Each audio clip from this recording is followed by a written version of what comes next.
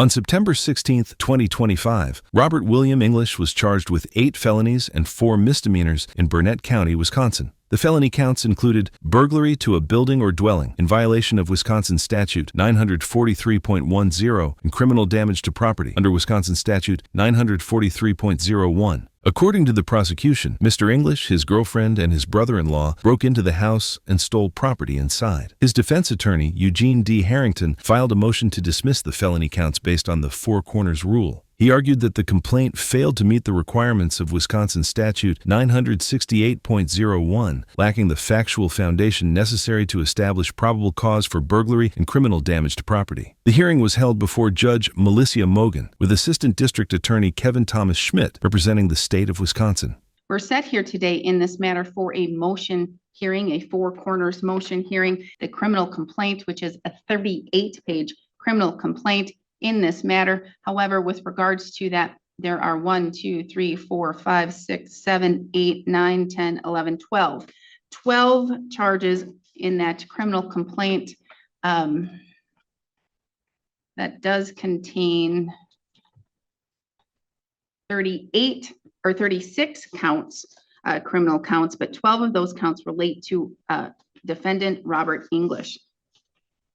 We are here today for the court to hear any arguments to supplement the briefs, because again, this is I want to say a complex, or it has a lot of facts and things alleged in the criminal complaint as well as in the arguments.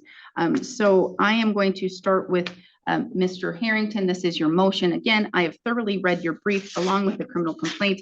As it relates to this case and any argument, what would you like to state? Judge, nothing. I'll rely on my brief, except anything that I quoted in the brief, cited in the brief, was based upon either a review of the cases that I cited or the jury instructions. I'll stand on the brief. Thank you, Judge. All right, thank you. Mr. Schmidt? There's a reason why the test for adequacy of a criminal complaint is described as common sense and not hyper-technical. If the complaint was only one sentence long, and the one sentence was 4 people who reside in Burnett County reported their house was broken into, damage was caused with the breaking in, and stuff was stolen, and the stolen property from all 4 were found in Robert English's bedroom, that would be an adequate complaint. This complaint actually contains that information as well as a plethora of other information. The court has already found probable cause for all 12 accounts when it issued the arrest warrant. Attorney Harrington has not pointed out anything I think the court missed. Thank you. All right, Mr. Harrington, any reply? No, I'll stand on the brief. All right. Again, the court has reviewed both of the briefs that have been submitted by the parties in this case. First, the court must address the issue of the arrest warrant and the argument that the court has heard that the court found probable cause when it issued the warrant. This is not entirely accurate. The court did find probable cause that a crime was likely committed or probably committed, but not that a felony was probably committed or which of the crimes could have probably been committed. And there's a difference. A preliminary hearing would determine whether or not there is enough facts or evidence alleged, even with inferences to the state, to determine whether a felony was probably committed. Whether or not the burden has been met with an arrest warrant of a crime being probably committed, it's determined about the facts alleged, and the court did determine that a crime was probably committed and issued the arrest warrant. Second, the court has thoroughly and carefully reviewed the criminal complaint multiple times while examining both of the submitted briefs. The court has reviewed the voluminous communications within that criminal complaint, which would be text messages between the co-defendants. Those written communications among the parties discuss potential burglaries, which then would give the inference or the connection to the criminal damage to the property, and perhaps possession of stolen property or misdemeanor theft, moving of property. However, those conversations, specifically in reviewing each of those texts very specifically, those conversations do not implicate Robert English in any of the burglaries, which would then connect to the criminal damage to the properties, only that they may relate to the probable possession of stolen property or movable theft or theft of movable property. So in the court's review, I cannot find the evidence or the facts presented in the criminal complaint to connect Mr. English and the commission of the burglaries and the connection to the criminal damage to property. Could Mr. English could he have possibly known about the burglaries? Yes. Could he have possibly helped in committing those burglaries? Yes. But in the review and as the facts and statements and the specific details are laid out in that criminal complaint, reviewing the criminal complaint and what's laid out in detail in that criminal complaint, it would only be speculation or conjecture because of the close connection Mr. English has to the co-defendants. One of the co-defendants is his girlfriend of a significant long period of time, and the other co-defendant is her brother. But there is that close connection in those written communications as to the likely stolen property and it being in possession of or going to be or something to be done with, probably with Mr. English. There's a connection to that. Even as stated in the criminal complaint, in reviewing and looking for the conspiracy requires a mutual understanding to achieve a shared criminal goal and to work together to carry out that criminal plan. There must be some type of either words or actions or intent by the defendant to complete that crime. In the criminal complaint, as again, it is laid out and described in specific detail, the court can't find anything that indicates a conspiracy without having mere speculation or conjecture. This is insufficient for the court to link the defendant to the crime of burglary or to the relation with the crime of criminal damage to property. Although the state does correctly state that conspiracy does not require the co-conspirators to have an explicit or formal agreement, meeting, or even know each other, there still must be more than speculation or strong opinion or belief to link the parties to committing a crime like burglary or criminal damage to property. The details and the specifics as related to the burglary and then the criminal damage to property as outlined in that criminal complaint in the court's review does not provide sufficient inference to connect Robert English to those acts. This is in contrast to the court's review with the allegations of the possession of stolen property, theft of movable property, those and the conspiracy to commit the misdemeanor theft as a party to a crime with that movable property. The court determines that that criminal complaint contains enough facts and specific details to reasonably believe and probably believe that Mr. English did commit or co-conspire to commit those crimes, allowing those charges to move forward. But with regards to the burglary and the criminal damage to the property, the court cannot find enough to connect, even with an inference, without mere speculation or conjecture, to connect Mr. English to those crimes. So I'm believing you understand that the court is saying with regards to the charges, the court can only find enough to connect as it relates to the conspiracy to commit misdemeanor theft as a party to a crime with the movable property. So I believe that is only counts 6, 15, 24, and 33.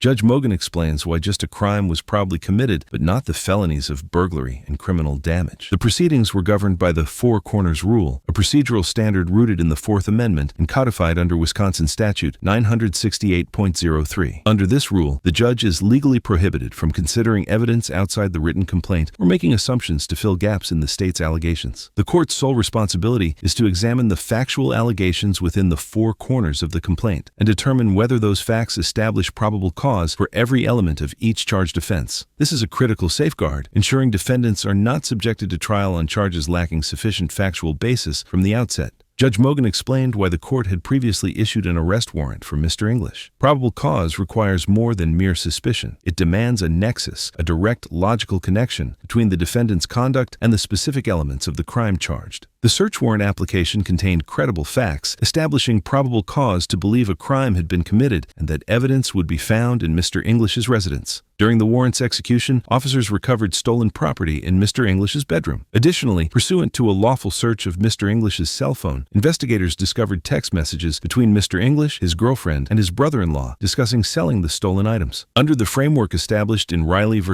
California, 573 U.S. 373, law enforcement must obtain a warrant to search the digital contents of a cell phone seized during an arrest, as such devices contain vast amounts of personal information deserving of Fourth Amendment protection. Because the search was conducted pursuant to a valid warrant, the evidence obtained was admissible. However, Judge Mogan emphasized a crucial distinction. While the evidence clearly supported probable cause for the misdemeanor of receiving stolen property under Wisconsin Statute 943.34, it did not establish that Mr. English participated in the burglary or criminal damage to property itself. The complaint alleged that Mr. English knowingly possessed and sold items taken during break-ins, but contained no facts linking him to the forced entry or property destruction constituting burglary and criminal damage. The court stressed that speculation and conjecture cannot substitute for factual allegations. Without facts demonstrating Mr. English's involvement in the break-ins themselves, the felony charges could not survive the four corners analysis. Mr. Harrington, you look like you want to say something. I haven't thought through what I want to say, because I think those are all misdemeanors at this point, aren't they? They are. I guess,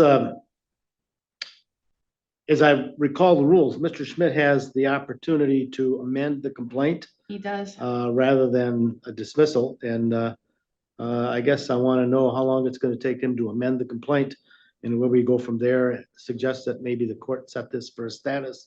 I'm not going to amend the complaint. We need to do the prelim. We need to get this case moving. One of his co-defendants has invoked speedy trial. It's fair enough. We'll set it for preliminary exam. I have time. If the court is finding that everything except 6, 15, 24, and 33, the complaint lacks that. The motion is an attack on the personal jurisdiction. I think there has to be an amended complaint. These are misdemeanors. We're not going to have a preliminary exam on misdemeanors. We would not. I thought the court dismissed the crim damages. And the burglary. So the court found probable cause to believe that Robert English was knowingly in possession of stolen property from the theft, which is an essential part of the conspiracy, but would not find the burglary and crim damage that were necessary for the theft, even though the conspiracy jury instruction says he doesn't need to know about those or be part of them.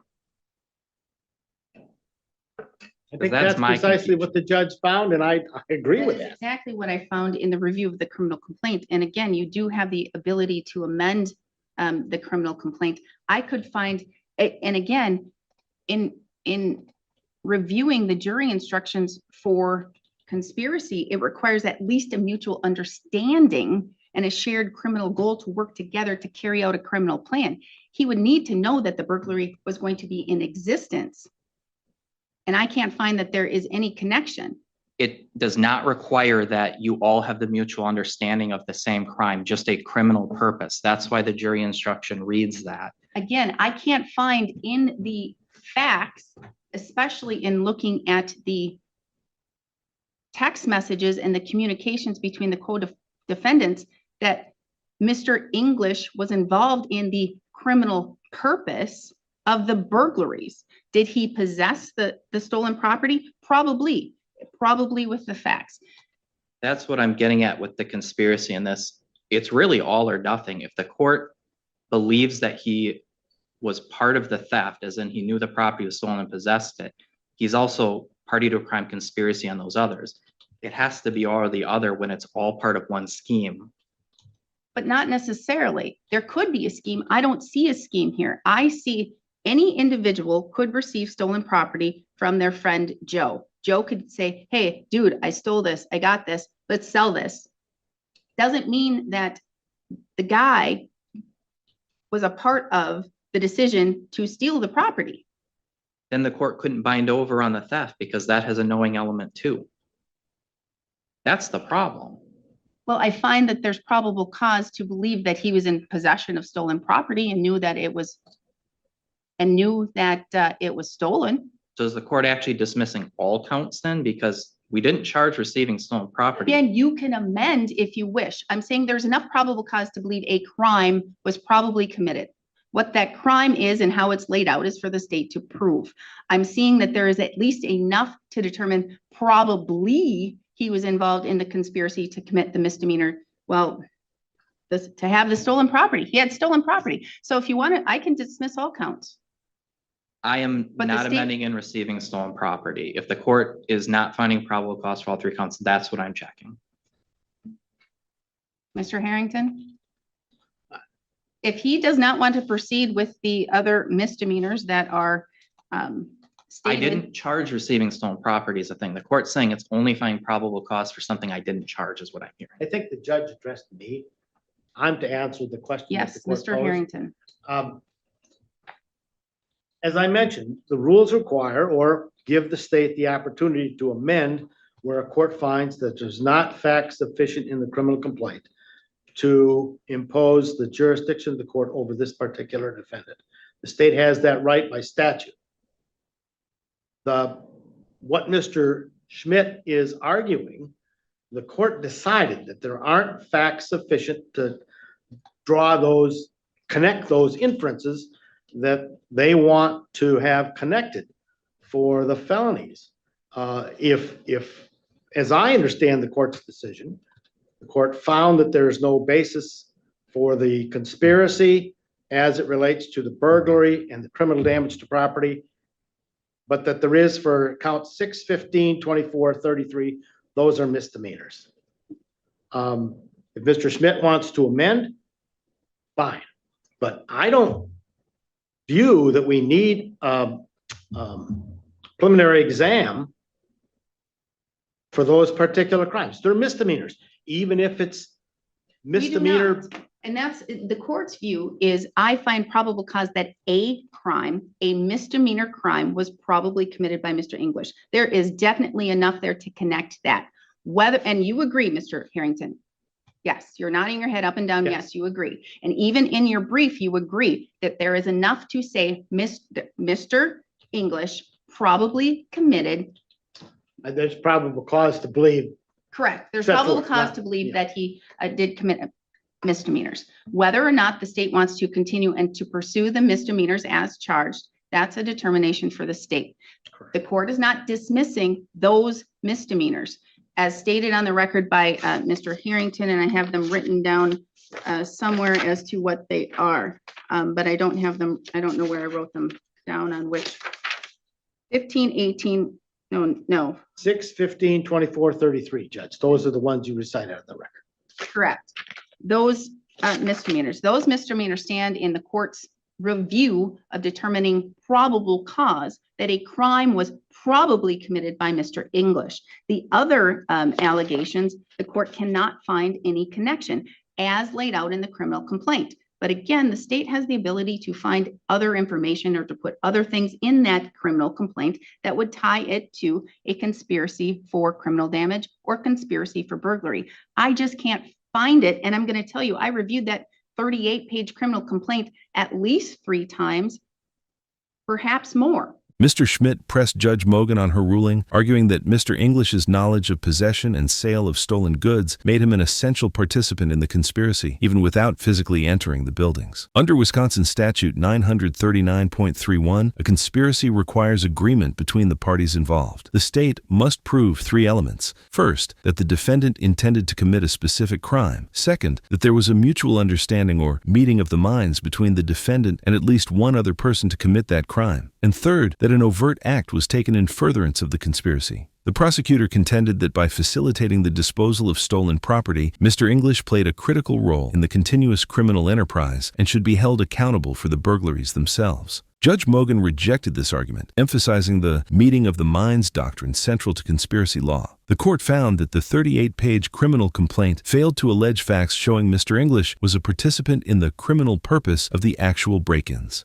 By carefully distinguishing the act of possessing stolen property from the act of breaking and entering, the court established that while evidence supported probable cause for receiving stolen property, there was a fundamental evidentiary gap linking Mr. English to the initial felony plan. Judge Mogan suggested the state's theory relied on an improper extension of conspiracy law, effectively treating an accessory after the fact, someone who assists only after the crime is complete, as a principal co-conspirator. Without factual allegations establishing that Mr. English agreed to participate in the burglaries before or while they occurred, the felony conspiracy charges could not stand. Following this analysis, the court asked whether the state intended to amend the complaint pursuant to Wisconsin Statute 971.29. This statute grants the prosecution broad authority to modify or add charges at any time prior to arraignment to ensure the defendant is tried for crimes the evidence actually supports.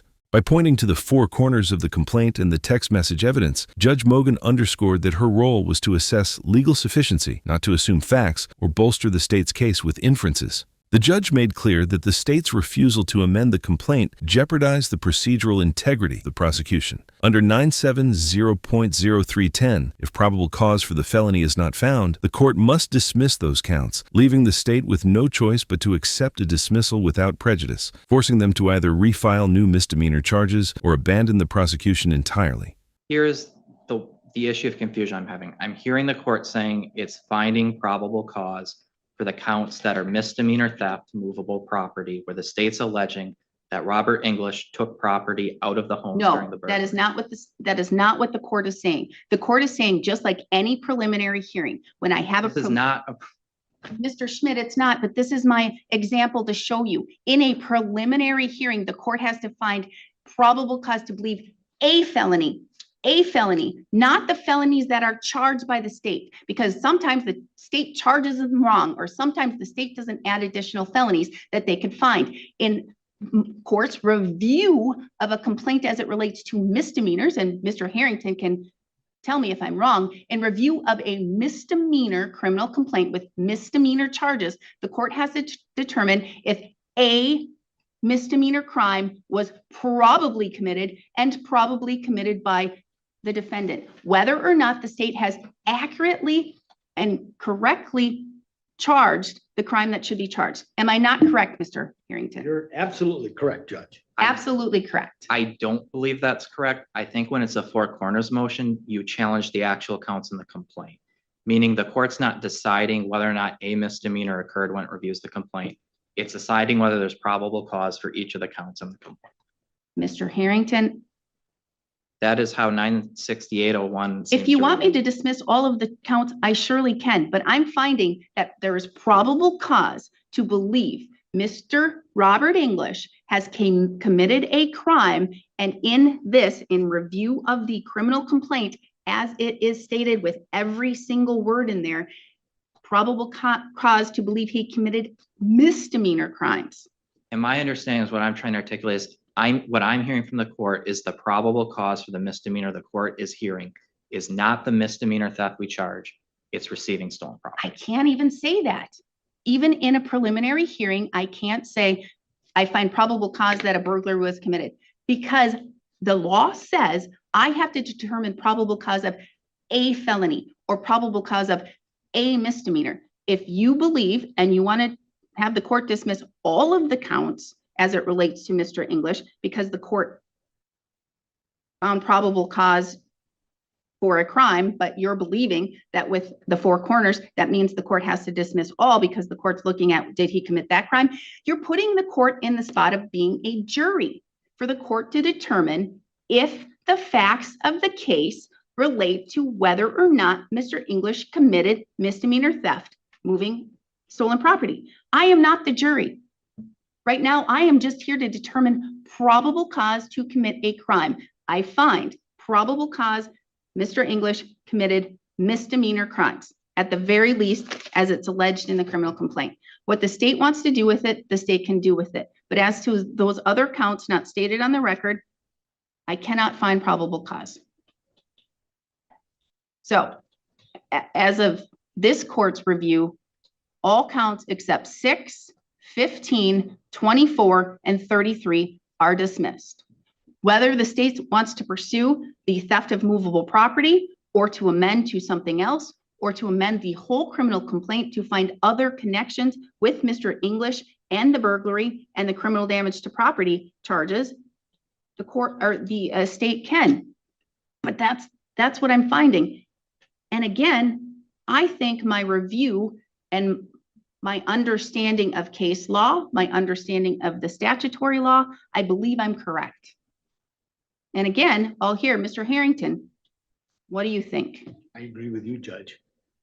The problem I'm running into is if the court is just finding if that probable cause of a misdemeanor exists, I don't know why the court dismissed the crim damage and kept the theft, why it did make a decision to choose one and not the other. Criminal damage is so connected to a burglary because you're alleging that he had the conspiracy to commit that criminal damage of breaking a door or breaking a window or breaking those other things to damage that property. If the court cannot find a connection other than speculation or conjecture that Mr. English, with the facts again, as stated in the criminal complaint, conspired to commit a burglary of a building, the court cannot find that he conspired to commit criminal damage to property.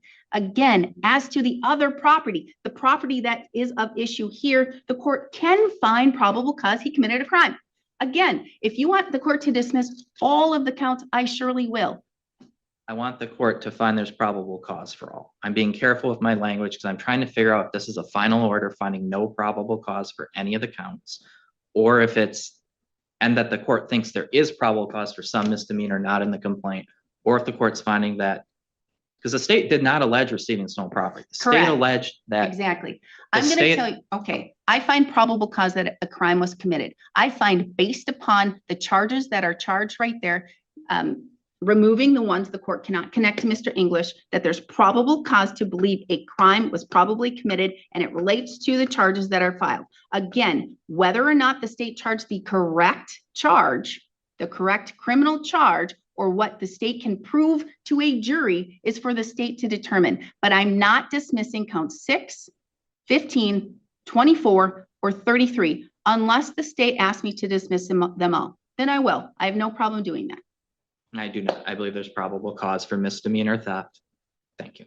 All right. Mr. Schmidt ultimately kept 4 misdemeanor counts against Mr. English. Before doing so, he challenged the court's authority to modify charges, arguing that a four corners motion is binary. The court must either find probable cause for charges as written or dismiss them entirely, but lacks jurisdiction to suggest alternatives. Judge Mogan firmly rejected this characterization, clarifying that as a judicial officer, she cannot rubber stamp felony charges legally unsupported by the factual allegations in the complaint. Although the hearing was not formally designated as a preliminary hearing, Judge Mogan invoked the principles governing such proceedings under Wisconsin Statute 970.03. A preliminary examination requires the court to determine whether probable cause exists to believe that a felony was committed and that the defendant committed it. Critically, the court is not bound by the state's characterization of the offense. Rather, it must independently assess whether the facts support the felony charge alleged. In some cases, the evidence presented may support a different felony or only a misdemeanor. The court's duty is to ensure charges match the evidence, not simply to accept the prosecutor's charging decision at face value.